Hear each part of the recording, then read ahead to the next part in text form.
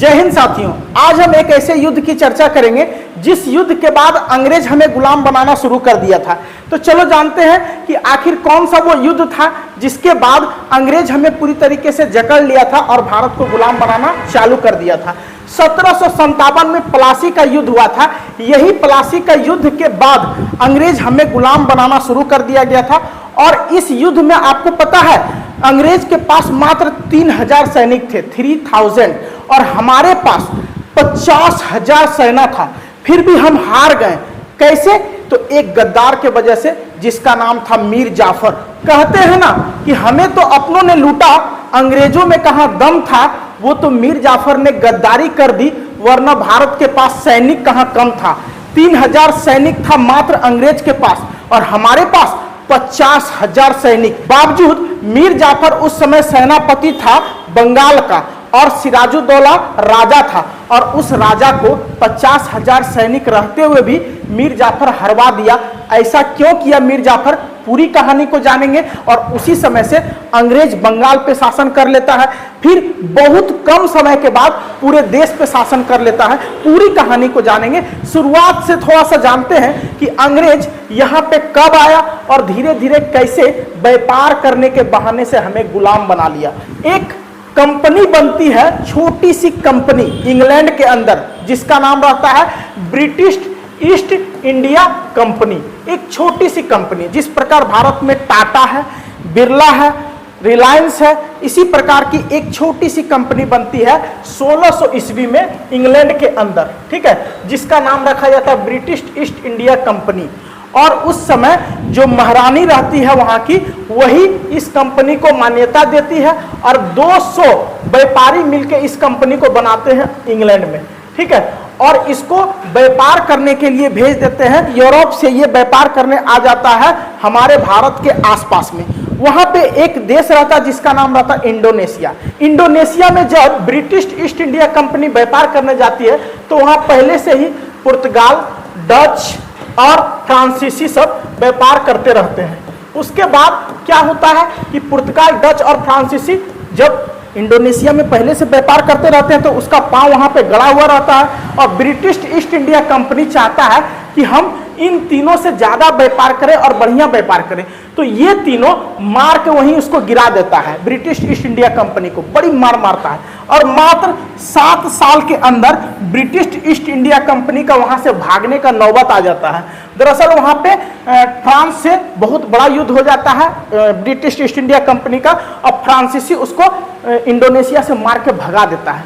उसके बाद उसका कंपनी बंद होने वाला रहता है 1608 में। 1608 तक, 1600 में बनी यह company British east India company 1608 में बंद होने वाली रहती है। लेकिन अंग्रेज का एक अधिकारी बोलता है कि सुनो ना, भारत में मसाला बड़ा सस्ता मिलता है, चलो हम लोग भारत से व्यापार करते हैं। ऐसे भी कंपनी बंद हो जाएगा, हम लोग को इंग्लैंड वापस लौटना पड़ेगा, तो एक बार ट्राई मार लेते हैं भारत के अंदर। फिर ये भारत के अंदर आता है 1608 में।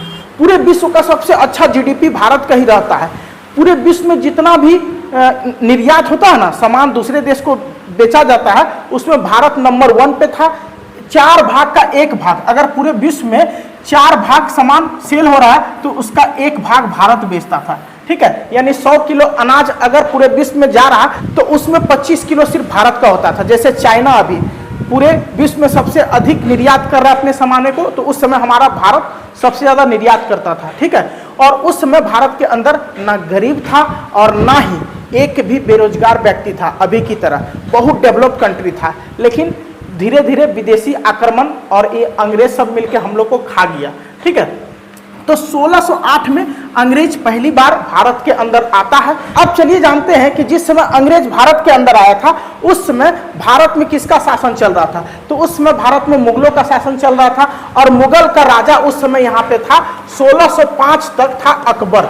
और 1605 के बाद, अकबर के बाद 1605 में बन जाता है जहांगीर। और जहांगीर थोड़ा लंबे समय तक रहता है और जहांगीर के टाइम ही आ जाता है यहाँ पे आपका अंग्रेज, ठीक है। ब्रिटिश ईस्ट इंडिया कंपनी एक छोटी सी कंपनी लेके और व्यापार का आदेश मांगता है। जहांगीर बोलता है भाग यहाँ से, तुमको व्यापार करने देंगे। यहाँ पुर्तगाल, डच, ये सब पहले से व्यापार कर रहा, तो तुमको हम व्यापार करने नहीं देंगे, अंग्रेज को यहाँ से भगा देता है। ठीक है, उसके बाद अंग्रेज इधर उधर छटपटाता है और जहाँ पे मुगल का शासन नहीं रहता है, मसूलीपट्टनम में, ठीक है, मसूलीपट्टनम में जाके अपना पहला फैक्ट्री खोलता है 1611 में। ठीक है, 1611 में। उसके बाद धीरे धीरे धीरे अंग्रेज सोचता है कि अब हम व्यापार तो करेंगे, भारत के अंदर धीरे धीरे अपना पांव जमाएंगे। 1615 में एक और अंग्रेज अधिकारी आता है जिसका नाम रहता है सर थॉमस रॉ, बड़ा ही चालाक व्यक्ति। वो इंग्लैंड के राजा से आदेश लेता है और यहाँ पे चला आता है और किसी तरह 3 साल के अंदर, यानी 1615 में आता है और 1618 तक जहांगीर को फुसला लेता है और जहांगीर से व्यापार करने के लिए तैयार कर लेता है, महंगा महंगा गिफ्ट देके भारी टैक्स के ऊपर तैयार कर लेता है कि पुर्तगाल और डच जो आपको दे रहा टैक्स, उससे अच्छा टैक्स हम देंगे।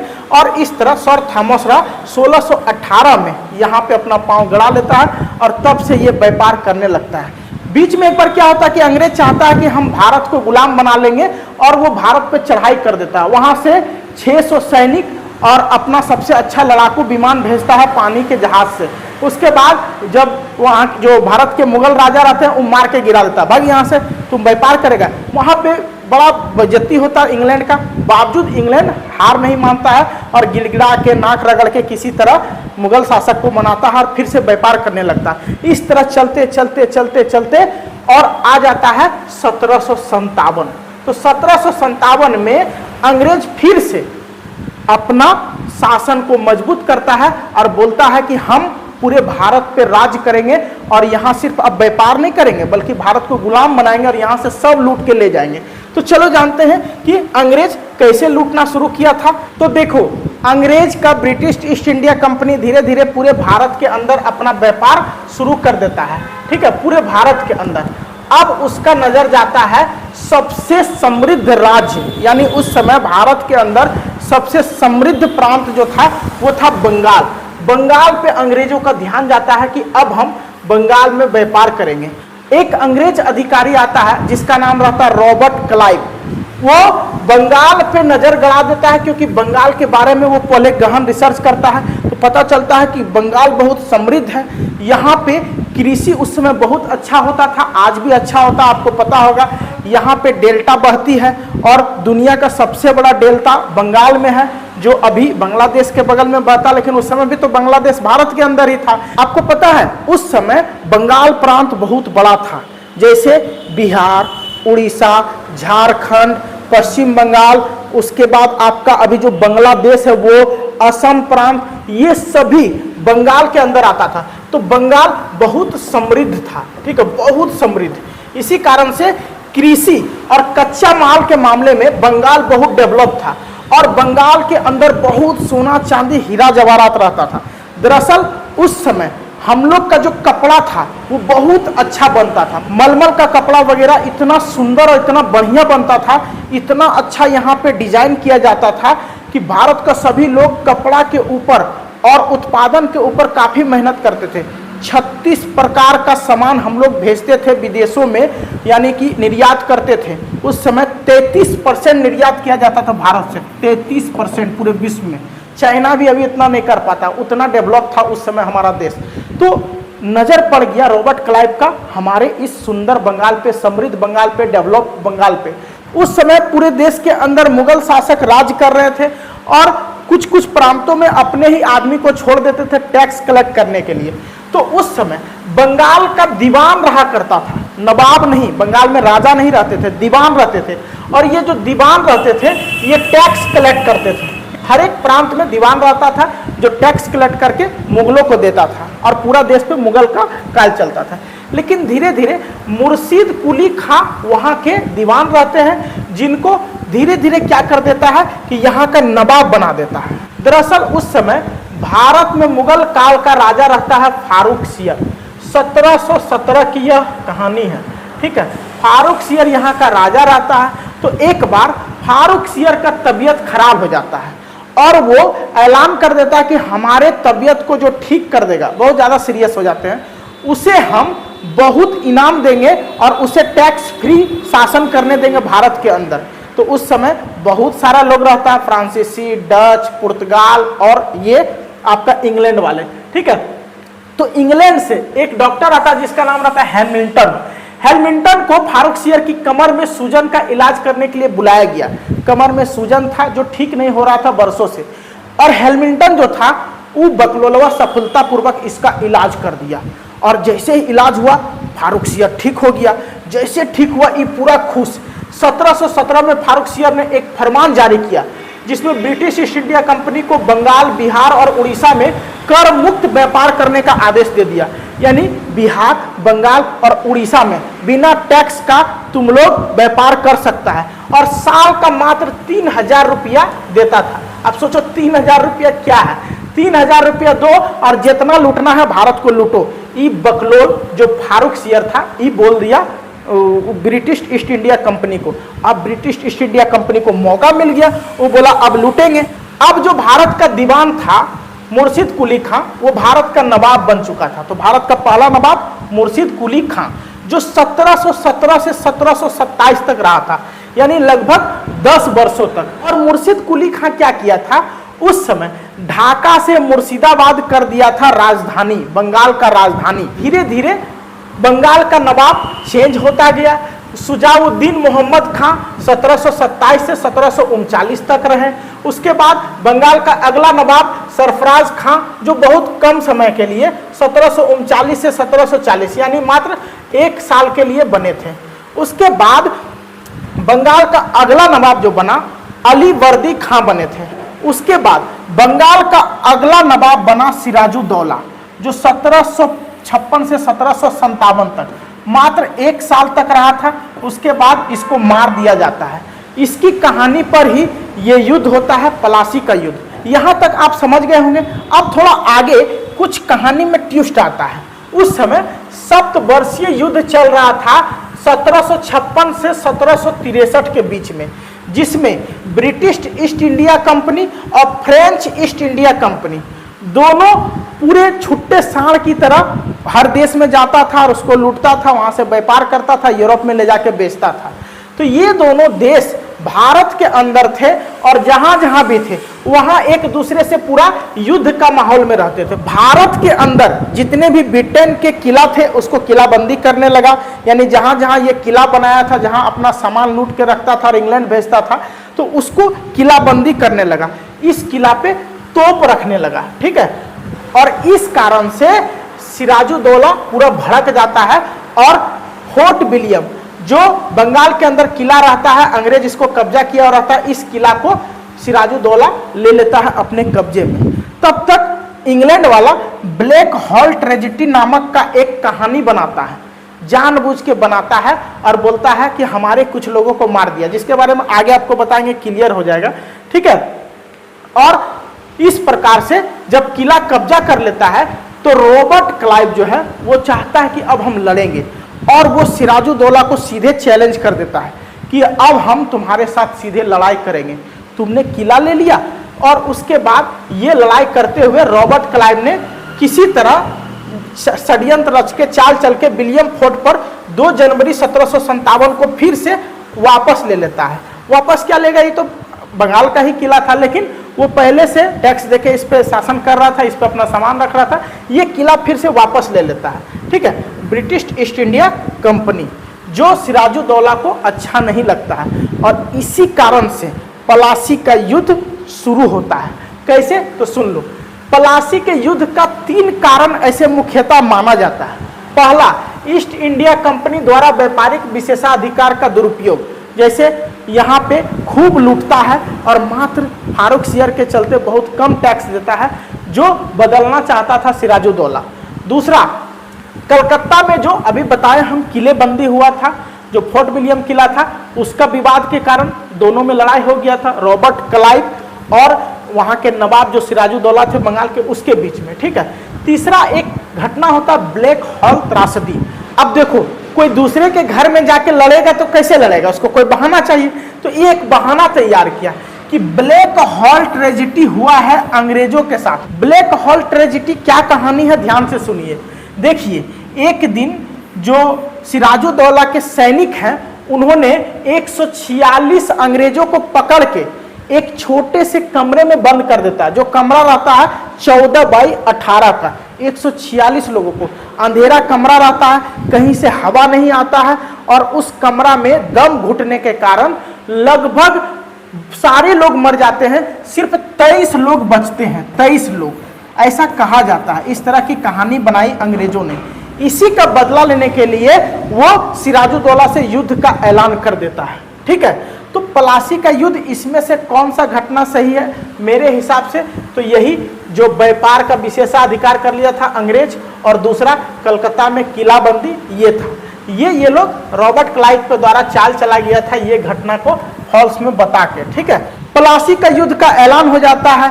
बंगाल के जो नवाब रहते हैं सिराजुद्दौला, उसके पास 50,000 सैनिक रहते हैं, 50,000, और रॉबर्ट क्लाइव जो ब्रिटिश ईस्ट इंडिया कंपनी का उस समय बॉस रहते हैं, उसके पास 3100 सेना मात्र रहता है, जिसको 3000 भी कुछ लोग कहता है। जो भी हो, 3000 3100 एक ही हुआ, तो इतना सेना रहता। अब सोचो इसके बीच में कुछ युद्ध हो सकता है?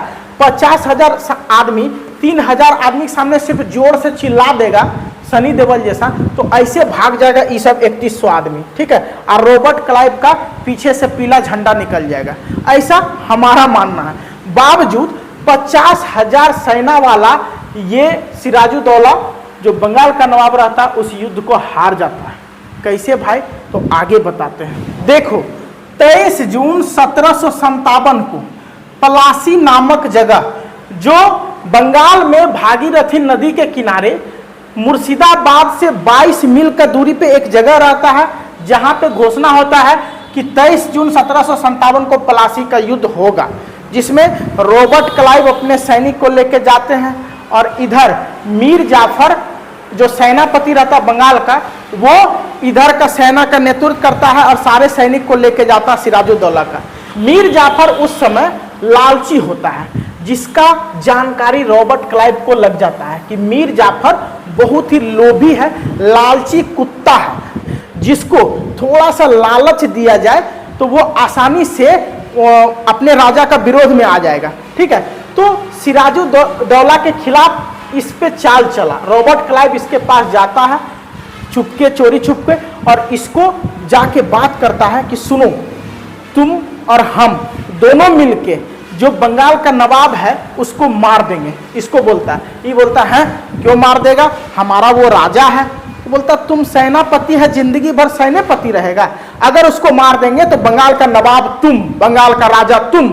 इसको बोलता है मीर जाफर को, सेनापति कब तक रहेगा, राजा बनो, राज करो। तो ये बोलता है बात में तो दम है, क्योंकि ये लालची रहता है, आसानी से रॉबर्ट क्लाइव के बात में फंस जाता है। और जैसे ही फंसता है तो एक व्यक्ति और रहता जिसका नाम है जगत सेठ। उस समय बंगाल के अंदर जगत सेठ बहुत ही रईस आदमी रहता है, जो धीरे धीरे इसको भी अपने चक्कर में फंसा लेता है रॉबर्ट क्लाइव।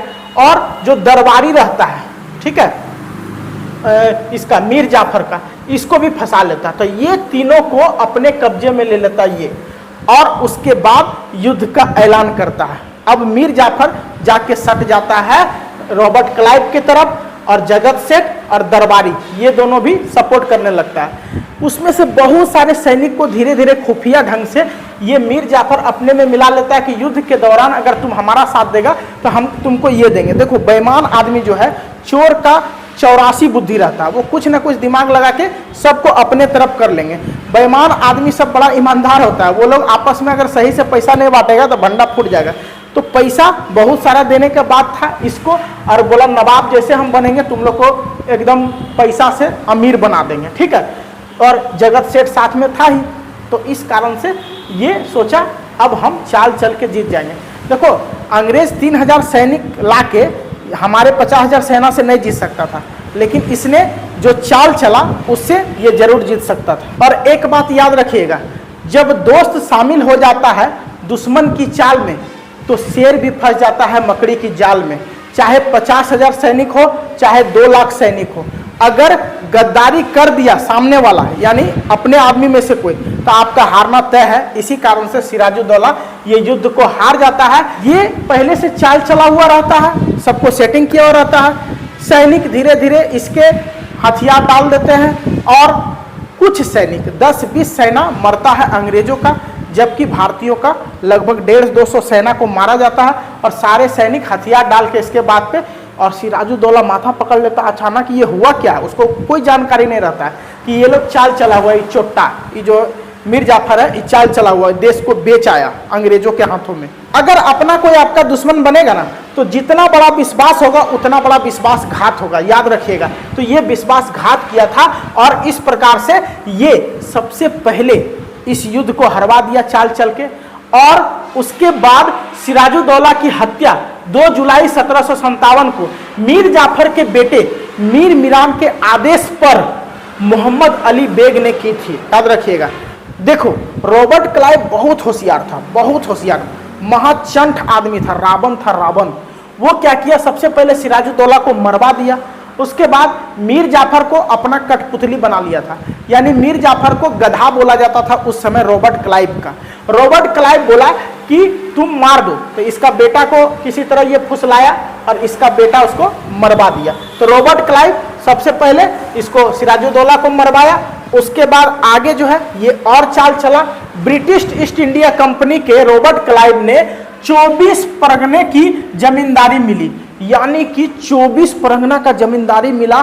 खूब लूटा, इतना लूटा कि आपको विश्वास नहीं होगा। रॉबर्ट क्लाइव खुद अपनी डायरी में लिखे हैं कि हमने भारत के बंगाल के एक छोटे से शहर के एक छोटे से एरिया में इतना सोना चांदी हीरा जवाहरात लूटा कि इंग्लैंड वाला पगला गया उसको देख के।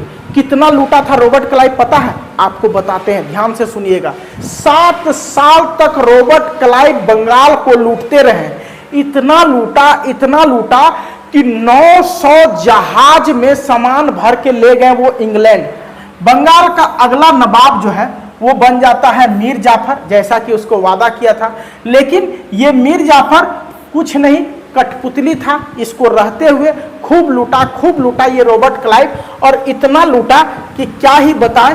पूरा मीर जाफर भी सोचने लगा कि हम फंस गए, हम एक्चुअल में गधा बन गए। अब तोरा गधा बनना ही था, अपने को धोखा देगा तो तुमको तो सपना दिखाएगा ही ना। बढ़िया से सपना दिखाया इसको रॉबर्ट क्लाइव, कुत्ता की तरह, जैसे दुम हिला के कोई पीछे पीछे नहीं दौड़ता, वैसे ही दुम हिला के रॉबर्ट क्लाइव का पीछे पीछे दौड़ता था। ठीक है। उसके बाद मीर जाफर ने ब्रिटिश ईस्ट इंडिया कंपनी का विरोध कर दिया। बोला ना, ये तो आप लोग गद्दारी कर रहे हैं, ये ना हमको कुछ सही से करने दे रहे हैं ना खुद कर रहे हैं, ये गद्दारी है, ये नहीं चलेगा। 1760 में कुशासन का आरोप लगाकर इसको भी निकाल दिया गद्दी से। बोला है तुमको हम गद्दी पे बैठाए हैं और तुम रंगदारी करेगा, भाग यहाँ से। इसको भी गद्दी से निकाल देता है मीर जाफर को। तो मीर जाफर का तो हो गया यहाँ पे लफड़ा। ठीक है। और मीर जाफर जैसे गद्दी से हटता है तो इसी का दामाद रहता है जिसका नाम रहता है मीर कासिम, और मीर कासिम को गद्दी पर बैठा देता अंग्रेज। अब मीर कासिम बंगाल का अगला नवाब बन जाता है, लेकिन इसके काल में भी लूटता है सिर्फ रॉबर्ट क्लाइव। और उसके बाद आता है हेक्टर मुंडो, वो इसके साथ क्या करता है और किस प्रकार पूरे देश को ब्रिटिश ईस्ट इंडिया कंपनी अपने कब्जे में लेता है। अभी तो सिर्फ बंगाल अपने कब्जे में लिया, लेकिन अब पूरा देश कब्जे में लेगा। ये जानेंगे हम बक्सर के युद्ध में, इसके बाद वाले वीडियो में, कल वाले वीडियो में। फिलहाल आज के लिए इतना ही। जय हिंद।